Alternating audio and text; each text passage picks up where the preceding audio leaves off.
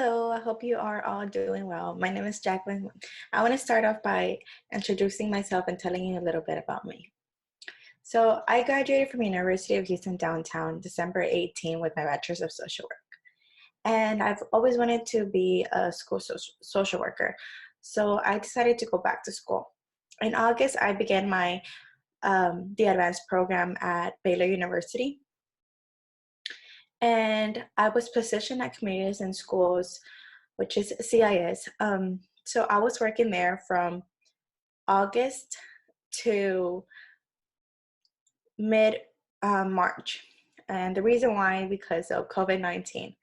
So when I was there, I had the opportunity to work with students and staff. I worked with parents, students, and school staff to identify the needs that interfere with the student's academic.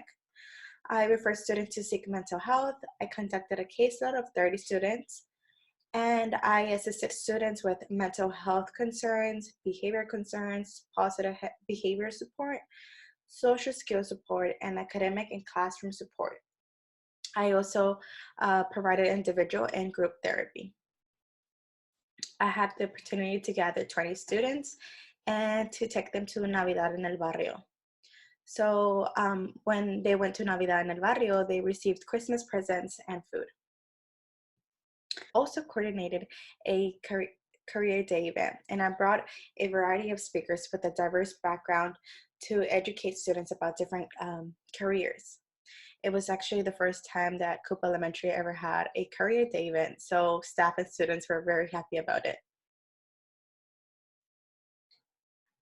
I also conducted a food drive where students were able to take a box of canned food and a turkey for the Thanksgiving break. After I graduated from Baylor University, I would like to become a school social worker.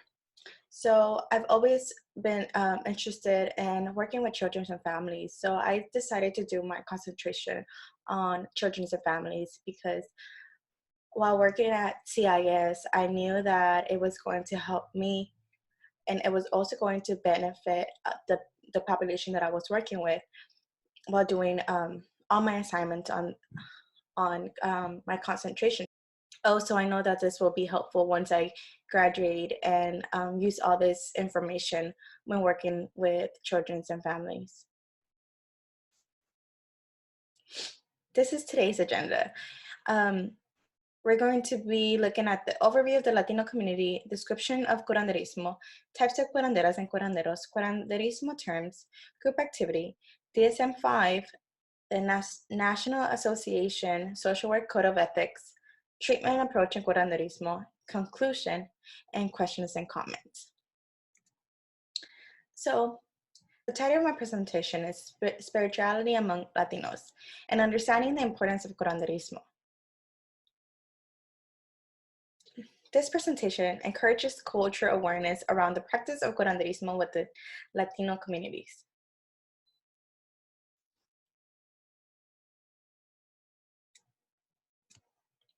The learning objectives.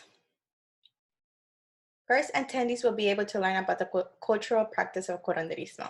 Participants will be able to gain knowledge about the holistic approach of curanderismo. Professionals will be able to gain knowledge and skills regarding the practice of curanderismo.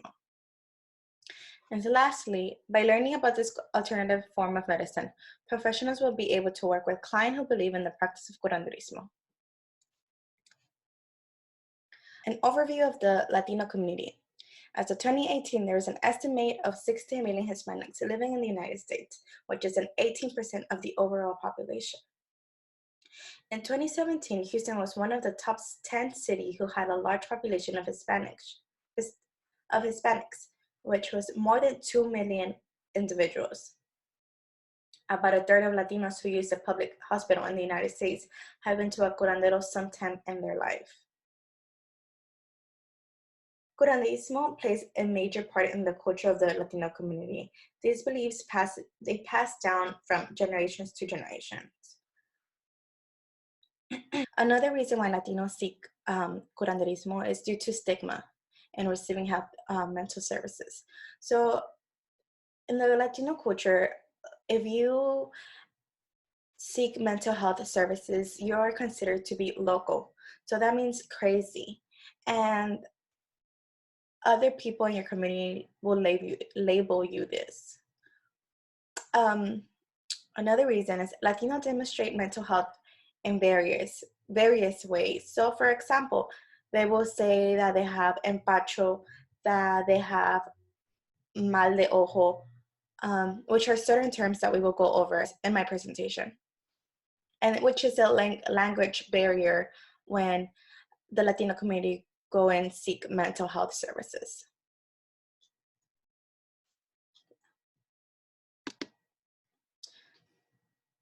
Curanderismo.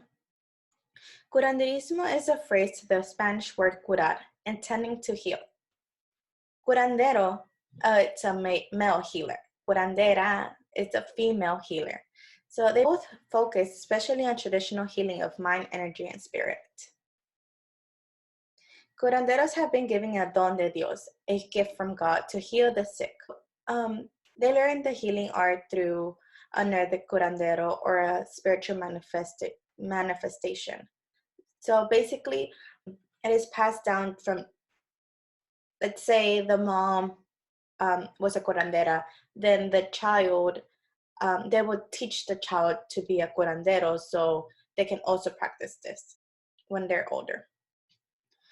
Rituals and practices are usually passed down through generations of families. So like I have said before, Latino curanderismo, is in the Latino culture, so it is passed down from generations to generations. The history of curanderismo. Well, the two most important influences in curanderismo were the Mayan and Aztec priests. The priests kept gardens and researched the medical properties of thousands of plants.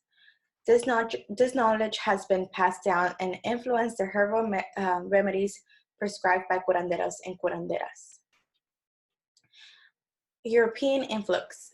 Spain sent Catholic missionaries, and their influence can be seen in the rituals aspects of prayers and invocation of the saint and the curanderismo. The European also believed in the witchcraft, which influenced the belief that illnesses are often supernatural and the origin. Today, curanderismo is practiced in several Latin American countries as well in the United States. The healing model of curanderismo. It is a holistic approach that includes the physical, mental, spiritual, social, religious, cultural, and natural dimensions when healing the entire individual. Curanderismo, unlike modern biomedicine, does not separate the mind from the body. Its spiritual dimension is recognized and discussed in the treatment. It also addresses the external environment and the individual within the natural world. The healing model continued. Curanderas and curanderos use specific items to heal the individuals. So these include natural materials such as plants, fruits, herbs, and minerals, and animal products. They also use natural resources. For example, holy water, fire, smoke, natural cycles on earth, which is season, months, weeks, and days. They also include the sun and the moon. So for example, the pictures that are right here on the top, there's an egg. So they are using an egg to heal. And then the next one is a lady that is healing someone with smoke. Types of curanderos and curanderos. I will talk about two ways that make these curanderos and curanderos unique from one another. Although they are under the same umbrella of curanderismo, they all practice different areas of healing. These are not all. Some of you may always ask your clients for more clarification. So yerbero. Yerbero is a herbalist, which is someone who practices primarily with herbalism. Yerbero might prescribe herbal remedies for healing. So including teas, they could also make they could also make medicine from herbs. A consejera. or consejero, which is a counselor. It's someone that you could talk to, someone that they can open up to. It's like another therapist. Sobadora or sobador. So sobadora specializes in massages. For example, like if something is hurting, then they do a massage technique to facilitate healing. Partera is a traditional midwife, so they deliver babies. They help women who are hoping to conceive or trying to conceive. They also help with postpartum care. Um, and the spiritista is a physic medium, so they can talk to the dead, they can talk to spirits. A señora or señor. It's a tarot card reader. So it's someone that you can go and talk to, and they'll read the cards in order for you to tell you your future or what you can do to change your future. Aguacero, it's a chiropractor. So if you break a bone, they're able to put it back in place. Curanderismo terms. These are some curanderismo terms that you might hear your clients bring up. There's plenty, however, I'm going to talk about the 5 most common terms. So, caída de mollera. This is a term that refers to the fallen fontanelle of an infant's head.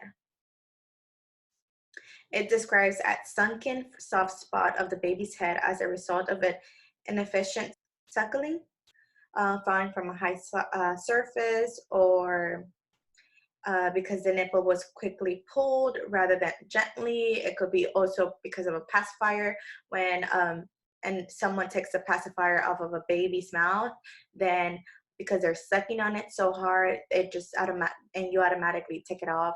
It can be a result of caída de mollera.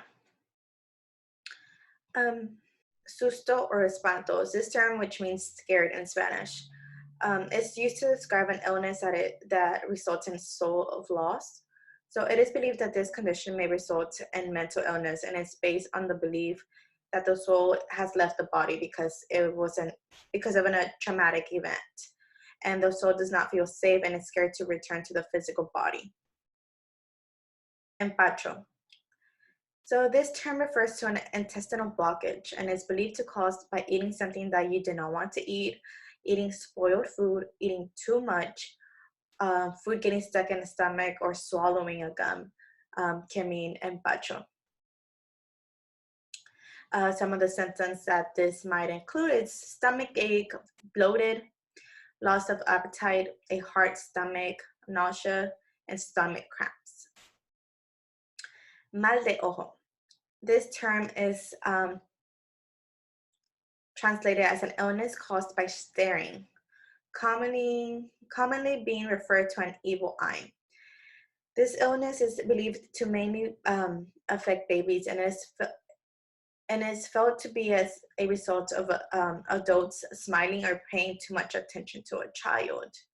So a way that they can actually treat mal de ojo or mal ojo is by rubbing a baby with an egg, and while they're rubbing the baby with an egg, they say a prayer. Once they're done praying, then they crack the egg. The next one is envidia. It's intense jealousy. So it's an illness which is a person who is envious of another person and becomes ill. So someone who is wishing you the worst.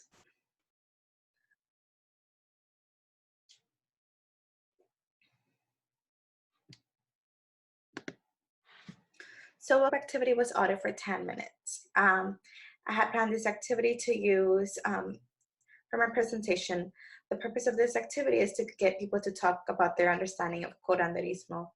This activity is framed through questions.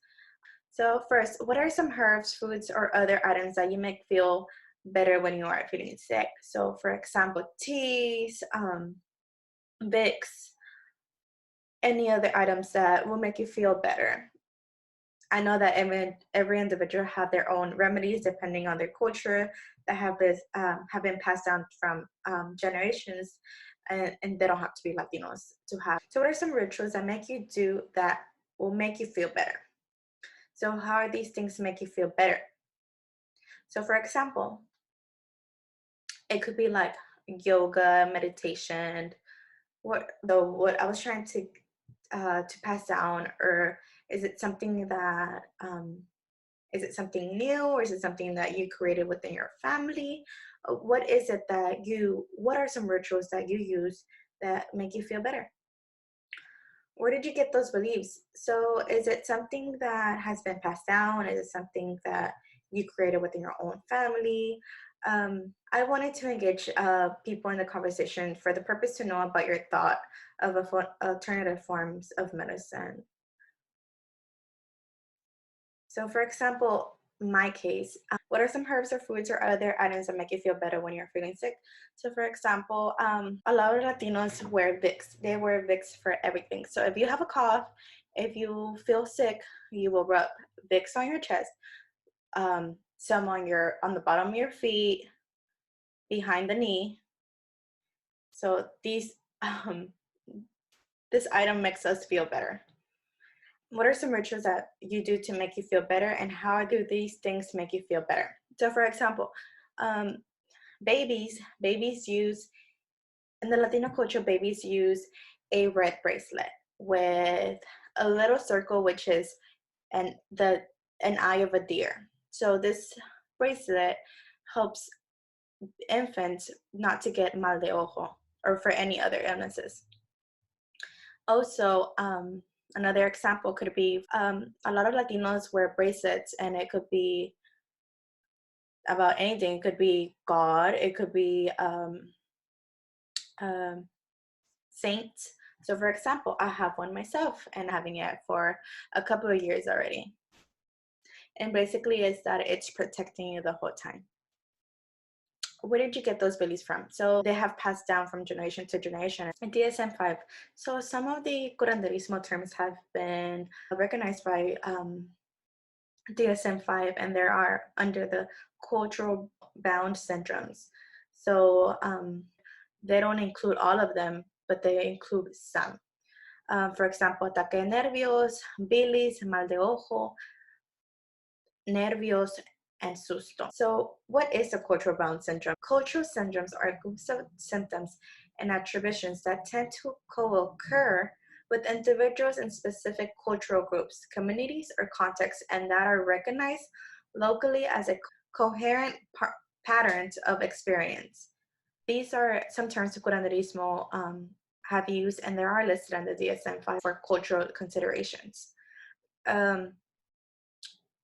A culturally competent practitioner would recognize individuals who would not actually talk about these terms or these syndromes, because instead they sometimes explain the symptoms.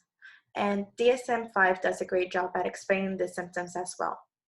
So, however, if you don't understand a client, you can ask for more. You can ask more about it and be more interested in asking, or you can also do further research, because even though DSM does talk about some syndromes, it doesn't include all of them. So, social work code of ethics. So 1.05, cultural competency in social diversity. It explains that social workers should understand culture and its function in human behavior in society, recognizing the strengths that exist in all culture. B, social workers should have a knowledge base of their clients' culture and be able to demonstrate competency in the provision of services that are sensitive to clients' cultures and to differences among people and cultural groups. C, social workers should obtain education about and seek to understand the nature of social diversity and oppression with respect to race, ethnicity, national origin, color, sex, sexual orientation, age, marital status, political belief, religion, and mental or physical disability. So social workers should understand individuals' culture and its function to social and human behavior by recognizing its strengths. Competent social workers will be able to know about the cultural language and communication styles in different cultural groups. Also, competent social workers should be able to know about the cultural language and communication styles and cultural groups. Interdisciplinary to curanderismo. A large variety of students are not informed physicians when they say curanderas and curanderos. The reason why it's because a lot of the Latino population describes symptoms in a different way. For example, that they feel hot or they feel cold. So for example, hot would be like if they have a cough, which is considered like a fever. So they're just afraid that they will not be able to understand them. Also, healthcare providers are not adequately being trained or accustomed to inquiring about the use of alternative therapies when taking histories from patients. So while during the intake, they're not adequately asking about the client's history, and they're leaving important information out. Social workers in hospital settings can really help care providers.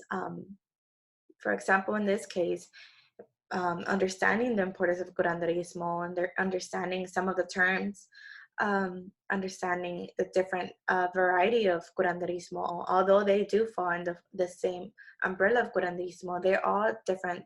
They all practice different areas of healing. I had to speak about curanderismo with their patients. So instead of asking directly if they use the practice of curanderismo and generalizing, they could actually just ask if they use any remedies, if they have used any previous remedies in order to feel better. Curanderismo. So I would like for you to see this video. I feel like this video is very important. I feel like this video really demonstrates how curanderas treat their clients.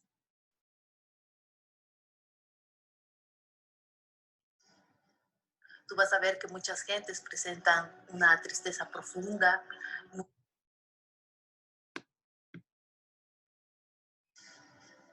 Tú vas a ver que muchas gentes presentan una tristeza profunda, muchos se vuelven muy violentos, con una compulsión más fuerte por comer, por beber, por tomar medicamentos o drogas, un mal dormir, tienen migrañas, tienen dolores de cabeza, dolores de cuello muy fuertes, de espalda, pensamientos suicidas. Entonces, cuando tú tienes más de 2 o 3 de estos síntomas, eres candidato a tomar una sanación espiritual, porque tu campo de energía y tu sistema inmune en ese momento están débiles. Before the healing, I just felt out of kilter, felt like something was off. Relationship was not working out. At work, I'm working very hard, but not really seeing the result of that. I thought something was missing. I started to pray and say, God, what is going on with me? I'm doing all that I know how to do. Hay gente que sí, totalmente no tiene ese balance químico cerebral, ¿verdad? Y sí necesita medicamentos. I've actually been, for about 9 months, I've been coming about once a month. So I did notice I used to get a lot of migraines and neck and back pain. That's gotten better. A lot of heart palpitations and anxiety. That's lifted. And I'm feeling just better than I have in many years. Mentally, emotionally, physically, in every way. I can't. It's really hard to describe in words, but I've just been really, really happy and blessed. I am a little bit more enthusiastic about life since that healing.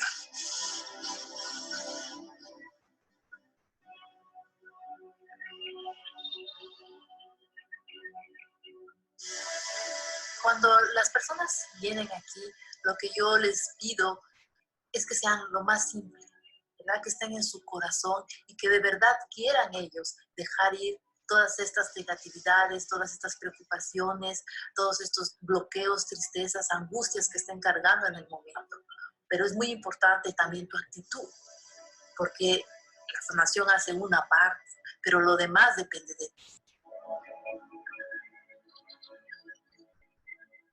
Este cuarto de sanación recibe a todos, independientemente de la religión que pudieras tener, de tu preferencia sexual, de tu raza, todos son bienvenidos, todos somos hijos de Dios, todos sufrimos, todos tenemos esa parte de sombra y esa parte de luz. Lo más importante es que esa persona se vuelva a reconectar con su par espiritual, con esa parte, ese amor que no muere en ella, que siempre está ahí, pero que se había olvidado de ella.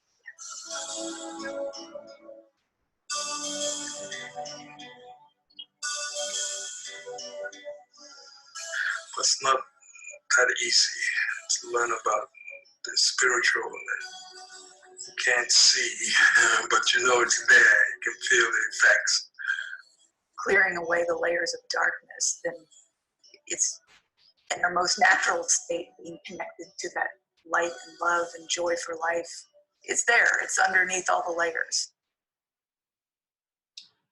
So what I really liked about this video is because it demonstrates that curanderismo, in order to receive help from curanderas and curanderos, they have to show some symptoms. So at least two to three. And they don't just heal any individual for no reason. They have to have, they have to show symptoms. Also, this video demonstrated that even if they do all the healing, the clients have to actually want to change, involving themselves and trying to do different things to feel better. Also, this curanderas and curanderos treat any individual, that regardless of their ethnicity, race, sexual preference, doesn't matter. They will help anyone. The purpose of this video is for you to see the alternative form of receiving medicine. Not just the population Latino would use this, but will use this practice. This video demonstrated that any other race can use can benefit from curanderas and curanderos.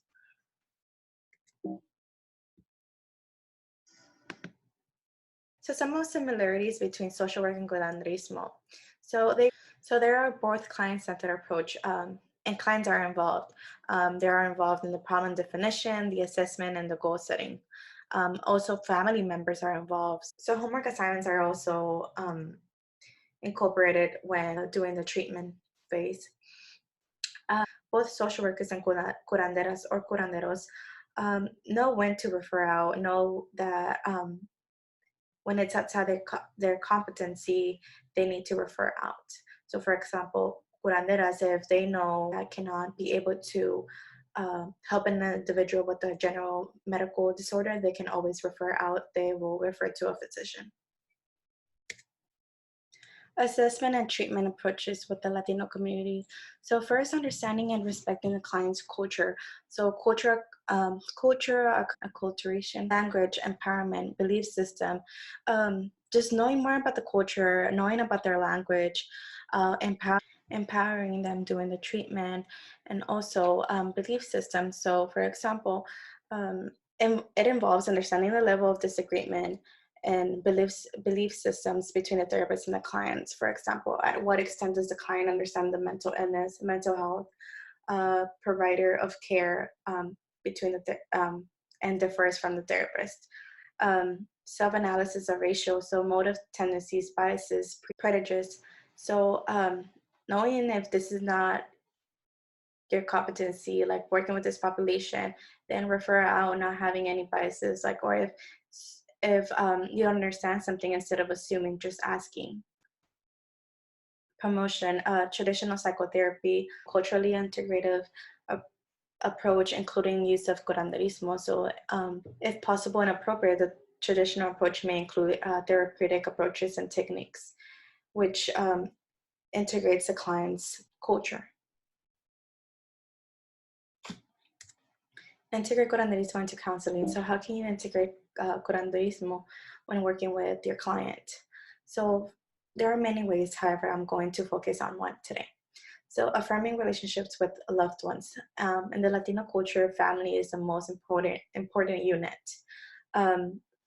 We also have to think about familismo, which includes 3 dimensions: structural, behavioral, and attitudinal.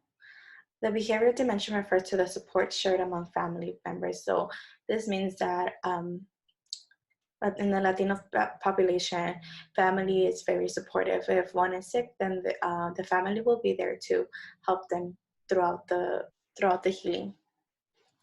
Therapists working with the Latino community understand the concept of familismo and its influence on the well-being of Latinos. So incorporating families and friends to the healing process and the treatment will be very beneficial. This is one of their support system and will be able to help them during this stage. Conclusion.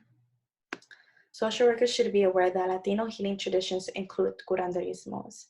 Knowing about the Latino language can promote proper diagnoses and improve therapeutic alliance. Social workers need to become more informed and sensitive to folk beliefs and practices in order to develop culturally appropriate health care interventions. And lastly, social workers who understand the practice of curanderismo are aware of personal biases and fears and integrate counseling skills with cultural values and beliefs are better equipped to assist clients. So knowing about curanderismo can really benefit when working with the Latino community. In conclusion, it's very important to know about curanderismo and the practice of curanderismo, the terms of curanderismo, so we can appropriately help a client within this community.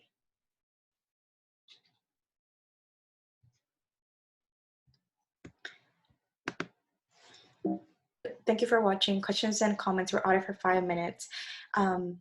I hope you find this informative and interesting. If you have any questions or comments, any feedback, I will attach another document with my email, and I will also attach the link for the video if you want to see it. Thank you. Also, here are my references. Thank you. Hope you have a good one.